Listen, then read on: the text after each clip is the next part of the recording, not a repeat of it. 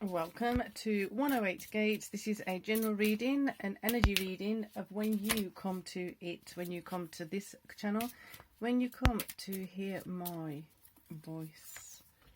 Being a bit weird today. Anyway, Ram and Dahlia. So we've got determination.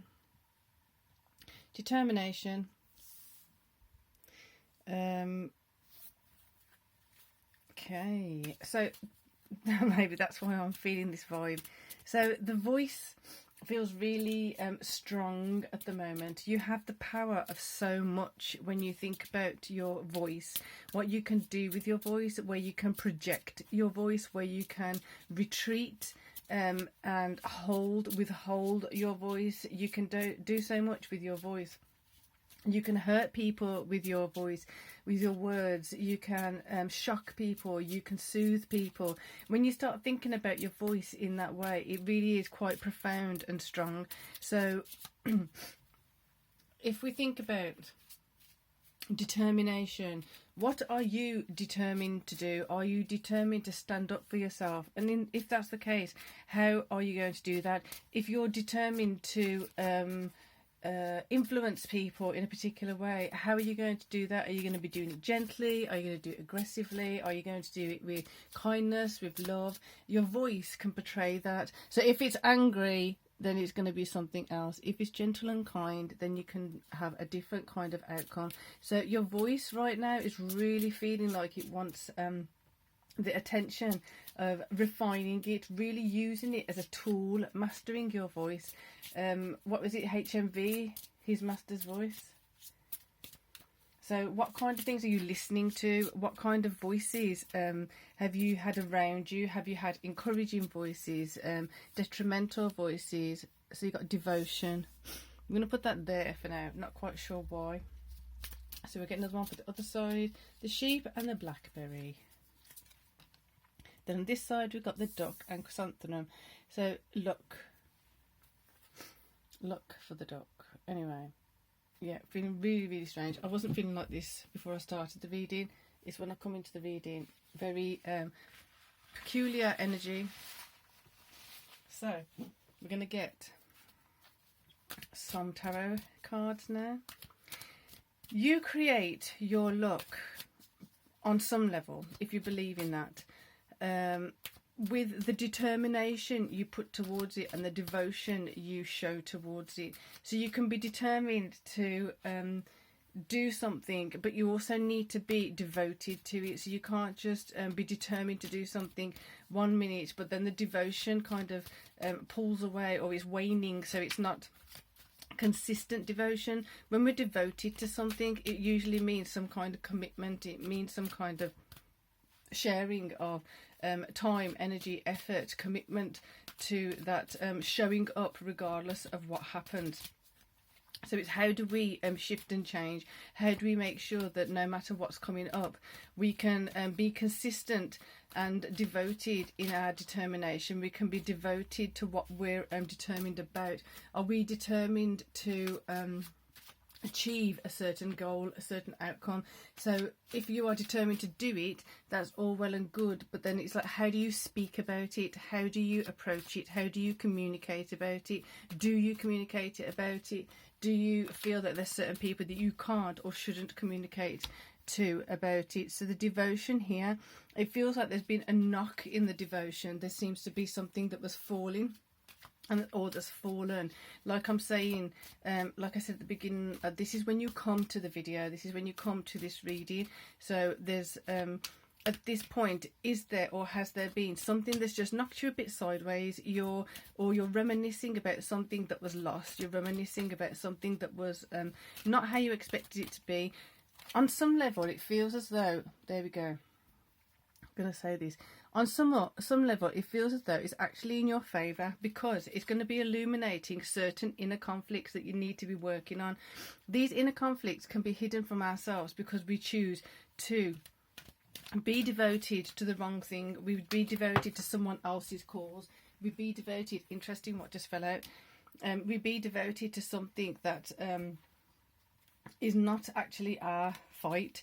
We'd be devoted to someone else's vision, someone else's path. So it's about retracting all of that and bringing your own energy back to you, bringing your own voice back to you, bringing your purpose back to you. So this feels though, this part is like hindsight, remembering a time when you were devoted to something and it didn't come out the way you wanted it to. It didn't come to the conclusion you wanted to, and then that may have stopped. The cards are flying out everywhere right now. So you've got Queen of Wands and the Wheel of Fortune right there. So on some level we may have wanted to be devoted to something, or we were devoted to something, but at the same time it wasn't coming in the way we wanted it to come in. So there's, instead of thinking of everything therefore is doomed, it's a matter of seeing that this one particular thing or these particular patterns that led you to this, as you identify those, these burdens are going to start dropping away. Maybe we should put it that way. That's it, wants to shift. So these burdens now can shift. They can become less and less consuming, and you can start seeing that things are going to change in your favour. The Wheel of Fortune is in the possession of the Queen of Wands. She wants to take action. She wants to be able to do the next steps, but she's not quite sure what the next steps are, which is interesting because you're coming back to that same concept of certain inner conflict coming up for your favour, in your favour, for your higher good, so that you can acknowledge this in a way that's more forgiving of yourself. And when I say that, I mean it's more to do with you forgiving that you led yourself or allowed yourself to be led into certain situations.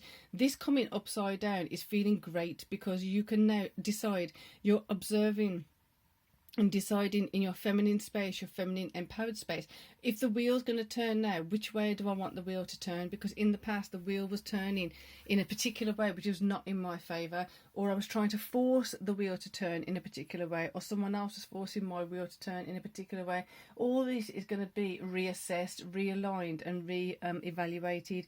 So this inner conflict is a stroke of luck. It's a stroke of empowerment. It's a stroke of looking at this in a different way. Yes, there are 3 cups down, but it doesn't mean you can't pick them back up. Yes, you had 10 swords in your back before, but right now you can literally, it feels as though, feel the burden, feel the pain, feel the wounds, drop into another space of healing, a deeper sense of healing. And I'm going to say it's going to feel as though you got to go to a space of not caring, but that's not the exact interpretation of it. I don't know where quite this is going, but when you're devoted to something and then you take your devotion away from something, you may, so for example, if somebody is devoted to a particular team, or they're devoted to a particular practice or something like that, but it's not working anymore, you're not feeling the passion, you're not feeling the or they're devoted to a particular practice, you're just not feeling it anymore. And so as you're taking a step away from it, you're taking another perspective of it, you're going to see that certain things, certain parts of it were tainted, certain parts of it had a bit of a I want to say contagious kind of disruption in there. So it may be that you're going to start seeing ancestral patterns, or you're going to see family lineage patterns, and this is your time and chance to stop it. So just because you felt like you had to be loyal and devoted to something, you're going to see that your determination was going in a different direction, and this is where the conflict happens. This is where the incongruence is lying, because then the conflict comes in. It's like, well, I wanted to be devoted to a particular thing, I wanted to be loyal to a particular thing, but in doing so my determination also waned. So your devotion now is switching back to you. Your devotion now is switching back to, what do I need to do to make sure that the wheel is turning in my favour? What do I need to do to make sure that the wheel can be seen by me? Because right now you might not be feeling that you can see the wheel if you're looking down here and you're flat on your face there.